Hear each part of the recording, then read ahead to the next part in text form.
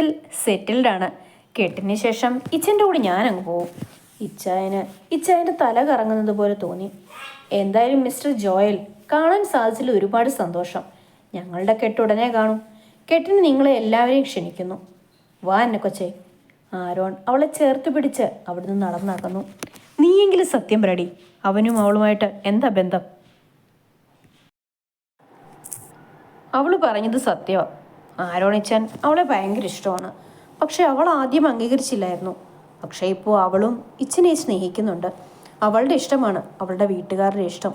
കൂടാതെ ആരോണിച്ചൻ well സെറ്റിൽഡുമാണ്. So അവരുടെ കെട്ടുടനെ കാണും. അവരുടെ എല്ലാം ഉള്ളിലൊരു ഞെട്ടലുണ്ടായി. അച്ചു, സത്യമാണോ ഇത്? ആണ് അൽബിച്ച. ഇച്ചായന് താൻ ഭൂമി പിളർന്ന് താഴേക്ക് പോയാൽ കൊള്ളാമെന്ന് ആഗ്രഹിച്ചു. അവൻ്റെ കണ്ണിൽ നിന്ന് മിഴിനീർ കണങ്ങൾ ഉരുണ്ടുകൂടി. പെയ്യാൻ വെമ്പുന്ന ആകാശം പോലെ അവൻ്റെ മനസ്സ് മാറി. അങ്ങനെ 3 മാസങ്ങൾ കടന്നുപോയി. ഇച്ചായനും അന്നുവും ഇപ്പോഴും ടോം ആൻഡ് ജെറി ഫോളോ ചെയ്യുന്നു. ആരോണിച്ചൻ അതിലെ ക്യാരക്ടറായിട്ട് മുന്നോട്ട് പോകുന്നു. അവൾ അവനെ കാണിക്കാനായി ഓരോന്ന് ചെയ്യുമ്പോഴും അവൻ്റെ ഹൃദയം നീറും. ആൽബിച്ചനും അവൻ്റെ ആർച്ചവും റോബിച്ചനും അവൻ്റെ നന്ദുവും പരസ്പരം തകർത്തു പ്രണയിക്കുന്നു. ഇന്നാണ് അവരുടെ കോളേജിലെ ക്രിസ്മസ് പ്രോഗ്രാം. നിനക്ക് ഇനിയും മതിയായില്ലേ? 3 മാസം കൊണ്ട് പാവ ഇച്ചായനെ നിന്റെ പുറകെ നടത്തിക്കുന്നു. ഇന്നുകൊണ്ട് നിർത്തിക്കണം നീ ഇത്. സത്യമായിരുന്നു, നീ ഇച്ചായനോട് കാണിക്കുന്ന ഇച്ചിരി കൂടുതലാണ്. ഇത് നിർത്തണം നീ. പക്ഷെ ഇച്ചിന് ഇങ്ങോട്ട് വന്ന് എന്നെ പ്രൊപ്പോസ് ചെയ്യണം. നമുക്കൊരുങ്ങാം കോളേജിൽ പോവാൻ. വാടി. അവർ 3 പേരും ഒരേ ഡ്രസ്സിൽ മാലാഖമാലയെ പോലെ ഒരുങ്ങി. അവരെ ആ ഡ്രസ്സിൽ സാക്ഷാൽ ഐശ്വര്യ റായിയെ പോലെ തോന്നി. അവർ കോളേജിലേക്ക് പുറപ്പെട്ടു. ഇതേ സമയം നമ്മുടെ ഇച്ചായൻ ആരോണിച്ചിനിട്ട് എങ്ങനെ പണിയുമെന്നുള്ള ആലോചനയിലാണ്. ഇന്ന് അവനിട്ട് നല്ല പണി ഞാൻ കൊടുക്കും. അവൻ എൻ്റെ പെണ്ണിനെ തന്നെ വേണമല്ലേ? കോണിച്ച് തരാടാ പട്ടി നിനക്ക്. നീ കുറേ അങ്ങ് കാണിക്കും. 3 മാസമായിട്ട് നീ ഇത് തന്നെയാണ് പറഞ്ഞുകൊണ്ടിരിക്കുന്നത്. അക്കു പറഞ്ഞതനുസരിച്ചാണ് അവളുടെ വീട്ടിൽ കല്യാണാലോചന മൂവ് ഓൺ ആയിക്കൊണ്ടിരിക്കുകയാണ്. ഇനിയും നീ ഒന്നും ചെയ്തില്ലേൽ അവൻ അവളെ കെട്ടിക്കൊണ്ടുപോകും. 10 മാസം കഴിഞ്ഞ് അവൻ്റെ കുഞ്ഞ് അവിടെ ഒക്കത്തിരിക്കുകയും ചെയ്യും. സത്യമടാവും പറഞ്ഞത്. എന്തെങ്കിലും ഒന്ന് പെട്ടെന്ന് ചെയ്യണം. അവരും ഒരുങ്ങി നല്ല ഉശിരുള്ള അച്ചായന്മാരെ പോലെ ബുള്ളറ്റിൽ കോളേജിലേക്ക് തിരിച്ചു. പാറിപ്പറന്ന് കണ്ണിലേക്ക് കിടക്കുന്ന മുടിയും ആദ്യത്തെ തുറന്നിട്ട് 2 ബട്ടൺസിനിടയിലൂടെ കാണുന്ന നെഞ്ചിൽ പറ്റി കിടക്കുന്ന സ്വർണ്ണ കുരിശുമാരെയും അവരുടെ അഴക് കൂട്ടി. കോളേജിലേക്ക് വന്ന മുഴുവൻ പെൺപടയുടെ കണ്ണും നമ്മുടെ ഇച്ചായന്മാരുടെ മേലെയായിരുന്നു. കുറച്ച് സമയത്തിന് ശേഷം നമ്മുടെ പെൺപടയും കോളേജിലേക്ക് കാലുകുത്തി. ഇച്ചായന്മാർ വന്നപ്പോൾ കണ്ണും മിഴിച്ച് നോക്കി നിന്നത് പിടക്കോഴികളാണെങ്കിൽ ഇവർ വന്നപ്പോൾ നോക്കി നിന്നത് നല്ല അസൽ ഗിരിരാജൻ കോഴികളാണ്. നമ്മുടെ ഇച്ചായന്മാരുടെ അവസ്ഥ അതിനേക്കാൾ ദയനീയമാണ്. അപ്പുവാണെങ്കിൽ കയ്യിൽ കീയിട്ട് കറക്കിക്കൊണ്ട് നിൽക്കുകയായിരുന്നു. അവൻ വായും തുറന്ന് ആ നിൽപ്പിൽ സ്റ്റക്കായിപ്പോയി. റോബിയാണെങ്കിൽ കണ്ണാടിയിൽ നോക്കി തല ചീവുകയായിരുന്നു. അവൻ്റെ കയ്യിൽ നിന്ന് ചീപ്പുതിർന്ന് താഴേക്ക് പോയി. ഇച്ചായനാണെ വായും പൊളിച്ച് അന്നുവിനെ നോക്കി നിൽക്കുകയാണ്.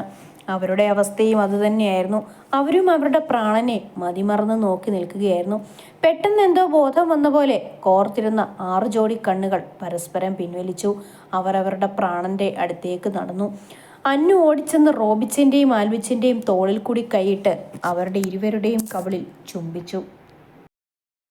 ഇത് കണ്ടുകൊണ്ട് നിന്ന ഇച്ചായൻ അവൻ്റെ പ്രാണനെ ഓടിച്ചെന്ന് പുണരാനും മുഖം മുഴുവൻ ചുംബനം കൊണ്ട് മൂടുവാനും തോന്നി. പക്ഷേ അവൻ്റെ വേദന സഹിച്ച് വികാരങ്ങളെ പിടിച്ചു നിർത്തി.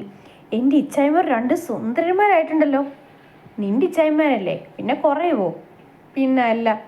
ഇവർ 2 പേരും അന്നുവിനോടാണ് പറയുന്നതെങ്കിലും 2 പേരുടെയും കണ്ണ് അർച്ചുവിൻ്റെയും നന്ദുവിൻ്റെയും മുഖത്താണ്. പക്ഷേ അവരുടെ 2 പേരുടെയും മുഖത്ത് ദേഷ്യമായിരുന്നു.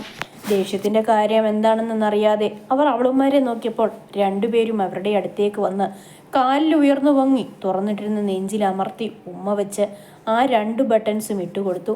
അവർ 2 പേരും കിളി പോയ പോലെ നിൽക്കുകയാണ്. അച്ചുവിൻ്റെയും നന്ദുവിൻ്റെയും കണ്ണുകൾ പോയ ഇടത്തേക്ക് നോക്കിയപ്പോഴാണ് അവർ ആ നഗ്ന സത്യം മനസ്സിലാക്കിയത്. ഇത്രയും നേരവും അവിടെ നിന്ന് പെൺപിള്ളേർ സെറ്റിൻ്റെ കണ്ണ് അവരുടെ മേലെയായിരുന്നുവെന്ന്. അച്ചുവിൻ്റെയും നന്ദുവിൻ്റെയും പ്രകടനം കാരണവും അവളുമാരുടെ മുഖഭാവവും കാരണവും അവിടെ നിന്ന് പെൺപിള്ളേർ ജീവനം കൊണ്ടോടി. നിങ്ങളോട് 2 പേരോട് പറയുക, ഇനി ഇതേപോലെ ബോഡി ഷോയും കാണിച്ചുകൊണ്ട് വന്നാൽ നിങ്ങൾ വിവരം അറിയും. പറഞ്ഞില്ലെന്ന് വേണ്ട. അച്ചുവും നന്ദുവും മുഖം വീർപ്പിച്ചു നിന്നു. അപ്പുവും റോബിനും പരസ്പരം എന്തോ കണ്ണ് കാണിച്ചുകൊണ്ട് മുന്നോട്ട് വന്ന് അവരെ പുറകിൽ കൂടി കെട്ടിപ്പിടിച്ച് കവിളിൽ അമർത്തി ഉമ്മ വെച്ചു. എന്നിട്ടും നോ റെസ്പോൺസ്. അവർ അവരെ പൊക്കിയെടുത്ത് അടുത്തുള്ള 2 ഒഴിഞ്ഞ ക്ലാസ് റൂമിലേക്ക് കൊണ്ടുപോയി. അപ്പു അവിടെയുള്ള ബെഞ്ചിലേക്ക് ഇരുന്നു കൊണ്ട് അവളെ മടിയിലേക്കിരുത്തി അവളുടെ നെറ്റിയിൽ ഉമ്മ വെച്ചു. പിന്നെ കണ്ണുകളിൽ, നാസികത്തുമ്പിൽ, പിന്നെ ചുണ്ടിൽ. അവിടെ നിന്ന് അവൻ അവളുടെ കഴുത്തിൽ അമർത്തി ഉമ്മ വെച്ചു.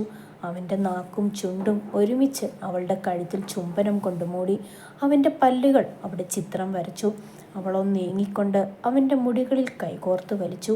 പെട്ടെന്ന് വന്ന ഉൾപ്രേരണയാൽ അവൾ അവനെ തള്ളി മാറ്റി. മതി, എൻ്റെ പിണക്കമൊക്കെ മാറി. അപ്പു ഒരു കള്ളച്ചിരി ചിരിച്ച് വീണ്ടും അവളുടെ ചുണ്ടിൽ അമർത്തി ചുംബിച്ചു. നീ വേണമെങ്കിൽ ഇനിയും പിണങ്ങിക്കൊടി, എനിക്ക് കുഴപ്പമൊന്നുമില്ല. എനിക്കറിയാം നിന്റെ പിണക്കം മാറ്റാനുള്ള വഴിയൊക്കെ. അവനൊരു കള്ളച്ചിരി ചിരിച്ച് പിന്നിൽ നിന്ന് അവളെ പുണർന്നു. ചെവിയിൽ പറഞ്ഞു, ആര് നോക്കിയ നിനക്കെന്താടി? എൻ്റെ ശരീരത്തിനും മനസ്സിനും നീ മാത്രമാണ് അവകാശി. അവൻ്റെ നിശ്വാസവും പ്രണയാതുരമായ വാക്കുകളും അവളെ വേറൊരു ലോകത്തേക്ക് എത്തിച്ചു. എനിക്കറിയാം, ഇച്ഛൻ എൻ്റെയാ, എൻ്റെ മാത്രം ഇച്ഛൻ. അവൾ ഉയർന്ന് അവൻ്റെ നെറ്റിയിൽ ചുംബിച്ചു. ഞാൻ പോകുവാണേ, ഞാനും വരുക. അവർ രണ്ടുപേരും അന്നുവും ഇച്ചായനും നിൽക്കുന്ന മരച്ചുവട്ടിലേക്ക് നടന്നു. റോബി അവൻ്റെ നന്ദുവിനെ ഇടുപ്പിൽ കൂടി ചേർത്ത് പിടിച്ച് ചുമരിൽ ചേർത്ത് നിർത്തി. അവളുടെ പിടയ്ക്കുന്ന ചെഞ്ചുണ്ടുകൾ നുകർന്നു. അവൾ അവൻ്റെ ചെമ്പൻ മുടികളിൽ കോർത്ത് വലിച്ചു. അവസാന ശ്വാസം എടുക്കാൻ ബുദ്ധിമുട്ട് തോന്നിയപ്പോൾ പരസ്പരം അകന്നു മാറി. അവൾ അവൻ്റെ നെഞ്ചിൽ മുഖമൊളിപ്പിച്ച് നിന്ന് കിതച്ചു. കഴിഞ്ഞോ നിന്റെ പിണക്കം? അല്ലെങ്കിലും അവളുടെ പിണക്കം അവൻ്റെ ചുംബനങ്ങളിൽ അലിഞ്ഞു തീരാവുന്നതേ ഉള്ളൂ. വാ, നമുക്ക് അവർ നിൽക്കുന്നിടത്തോട്ട് പോവാം. അവരും അങ്ങോട്ടേക്ക് പോയി. ഇച്ചായനാണെങ്കിൽ അവർ പോയപ്പോൾ തൊട്ട് അന്നോട് സംസാരിക്കാൻ നോക്കുകയാണ്. പക്ഷെ പെണ്ണ് അമ്പിനും വില്ലിനും അടുക്കുന്നില്ല. ഇച്ചായൻ രണ്ടും കൽപ്പിച്ച് മിണ്ടാൻ ചെന്നപ്പോൾ ദാ വരുന്നു അടുത്ത മരണം. വേറെ ആരുമല്ല, നമ്മുടെ ആരോണിച്ചൻ തന്നെ. അവർ വന്നപ്പോൾ തൊട്ട് കളിച്ച് ചിരിച്ച് ഭയങ്കര സംസാരമാണ്. ഇത് കണ്ടിട്ടാണെങ്കിൽ ഇച്ചായന് സഹിക്കുന്നതുമില്ല. അവർ എല്ലാം വന്നിട്ടും ആരോണും അന്നുവും കാര്യം പറഞ്ഞുകൊണ്ടിരിക്കുകയാണ്. അവർ വന്നതുപോലും അന്നു അറിഞ്ഞില്ല. ഇനിയും അത് കാണാനുള്ള ശക്തി തനിക്കില്ലെന്ന് മനസ്സിലാക്കിയ ഇച്ചായൻ ഓടി വന്ന് ആരോണിൻ്റെ കോളറിൽ പൊക്കി എഴുന്നേപ്പിച്ച് ചെകിട്ടത്തൊന്ന് പൊട്ടിച്ചു. എന്നിട്ട് അന്നുവിനെ ചേർത്ത് പിടിച്ചു പറഞ്ഞു, ഇവൾ എൻ്റെ പെണ്ണടാ. ഇനി മേലാൽ പ്രേമമാണ് കോപ്പാണെന്ന് വല്ലതും പറഞ്ഞെൻ്റെ പെണ്ണിൻ്റെ പുറകെ നടന്നോ കൊന്ന് പുന്നാര പൊന്ന മോനെ കൊന്ന് തള്ളും ഈ ജോയൽ. ഇനി മേലാൽ നിന്റെ കണ്ണുകൊണ്ട് എൻ്റെ പെണ്ണിനെ നോക്കിയാ ഈ ജോയൽ നിന്റെ കണ്ണു പിഴുതെറിയും. ഇവൾ എൻ്റെ പ്രാണനാ. അവളെ എന്നിൽ നിന്ന് അകറ്റാൻ ശ്രമിക്കുന്നത് ഏതവനായാലും വെച്ചേക്കൽ ഈ ജോയൽ. ഈ അന്നാമരിയ കുരിശിങ്കലിൻ്റെ അവകാശി ജോയലാണ്. ഞാൻ നിന്നെ സ്നേഹിക്കുന്നു അന്നു. എന്നേക്കും എൻ്റെ ജീവിത രേഖയാകൂ. അവളിലുള്ള പിടുത്തവും അവൻ്റെ വാക്കുകളും അവൾക്ക് ലോകം കീഴടക്കിയ സന്തോഷമായിരുന്നു നൽകിയത്. ഞാനും നിന്നെ സ്നേഹിക്കുന്നു വെച്ചാ, ഞാൻ എന്നേക്കും നിന്റെ ജീവനാടിയായിരിക്കും. അവർ പരസ്പരം കെട്ടിപ്പിടിച്ച് പൊട്ടിക്കരഞ്ഞു. അവൻ അവളുടെ മുഖം ചുംബനം കൊണ്ട് മൂടി. അവസാനം അവൻ ആഗ്രഹിച്ചതെന്തോ കിട്ടിയതുപോലെ അവളുടെ അധരങ്ങളെ അവൻ നുകർന്നു. അവൾ അവൻ്റെ മുടിയിൽ കോർത്തു വലിച്ചു. അവൾ നൽകുന്ന വേദനയും പുറമേനിയിൽ നൽകുന്ന നഖക്ഷത്തിൻ്റെയും വേദന കാരണം അവൻ അവളെ വന്യമായി ചുംബിച്ചു. അവസാന ശ്വാസം എടുക്കാൻ ബുദ്ധിമുട്ടിയപ്പോൾ രണ്ടുപേരും അകന്നു മാറി. അവൻ്റെ ചുംബൻ അവളിൽ എന്തൊക്കെയോ മാറ്റങ്ങൾ വരുത്തി. ഇച്ഛൻ്റെ ഈ പനിനീർ ദിലങ്ങളുടെ രുചി ഇതിനു മുമ്പ് ഞാൻ അറിഞ്ഞിട്ടുള്ളതാണ്. അവൾക്ക് എന്തൊക്കെയോ ഓർമ്മകൾ ഉള്ളിലേക്ക് കടന്നു വന്നു. അവളുടെ തല പൊട്ടിപ്പിളരുന്നതായിട്ട് തോന്നി അവൾക്ക്. എന്തൊക്കെയോ ഓർമ്മകൾ അവളിലേക്ക് കടന്നു വരുന്നതനുസരിച്ച് അവളുടെ തല ചുറ്റി വന്നു. അവസാനം വാടിയ ചെമ്പിൻ തണ്ട് പോലെ അവൾ ഇച്ചായൻ്റെ കൈകളിലേക്ക് വീണു. അന്നു മോളെ, കണ്ണു തുറക്ക്. ഇച്ചായൻ്റെ അന്നക്കൊച്ചല്ലേ? അന്നക്കൊച്ചിൻ്റെ ഇച്ഛനല്ലേ വിളിക്കുന്നത്? കണ്ണു തുറക്ക് മോളെ, കണ്ണു തുറക്ക്. അവൻ അവളെ കുലുക്കി വിളിച്ചു. പക്ഷെ അവൾക്ക് അനക്കമില്ലായിരുന്നു. വാടിയ ചേമ്പിൻ തണ്ട് പോലെ അവൻ്റെ കയ്യിൽ കിടക്കുന്ന അവൻ്റെ പ്രാണനെ കാണുന്തോറും അവൻ്റെ ഉള്ളം വിങ്ങി. അവൻ്റെ ഹൃദയം രണ്ടായി പിളരുന്നത് പോലെ തോന്നി. അവൻ്റെ കണ്ണുനീർ കാരണം അവളുടെ മുഖം കുതിർന്നു. എടാ റോബി, അപ്പു വണ്ടി എടുക്കടാ, അവൻ അലറി. അവർ വണ്ടിയെടുത്ത് ഹോസ്പിറ്റലിലേക്ക് പാഞ്ഞു. അവളെ ICUവിൽ പ്രവേശിപ്പിച്ചു. ഇച്ചായൻ മനമുരുകി കർത്താവിനെ വിളിച്ചു. കർത്താവേ, ഒരു തവണ സ്നേഹിച്ച കൊതി തീരുന്നതിന് മുമ്പ് അവളെ എന്നിൽ നിന്ന് തട്ടിയെടുത്തതാ. രണ്ടാമത് അവളെ എൻ്റെ കയ്യിൽ കിട്ടിയപ്പോഴത്തേന് നീ ഇനിയും തട്ടിയെടുക്കല്ലേ. ഇച്ചായൻ ആത്മകഥം പറഞ്ഞു. എൻ്റെ അന്നക്കൊച്ചില്ലാതെ ഇനി ഒരു നിമിഷം പോലും എനിക്ക് ലോകത്തിൽ നിൽക്കാൻ വയ്യ. കർത്താവെ, അവളെ എനിക്ക് തിരിച്ചു തരണേ. ഞാൻ പൊന്നുപോലെ നോക്കിക്കോളാം. ഇച്ചായൻ ഉറക്ക നിലവിളിച്ചു. അവൻ്റെ അവസ്ഥ കണ്ടുകൊണ്ട് നിന്ന് എല്ലാവരിലും നോവ് പടർന്നു. ആ ഐസുവിൻ്റെ പുറത്തു നിൽക്കുന്ന എല്ലാവരുടെയും അവസ്ഥ അതുതന്നെയായിരുന്നു. അക്കുവിന് അവളുടെ കിടപ്പ് കാണുന്തോറും നെഞ്ചു പിളർന്നു പോകുന്നത് പോലെ തോന്നി.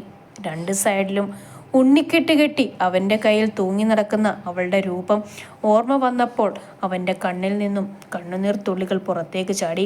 ഒരു ആശ്രയത്തിനെന്നോണം അവൻ അനുവിനെ ചാരിക്കടന്നു. അവൾ അവൻ്റെ തലയിൽ തലോടി ആശ്വസിപ്പിച്ചുകൊണ്ടിരുന്നു.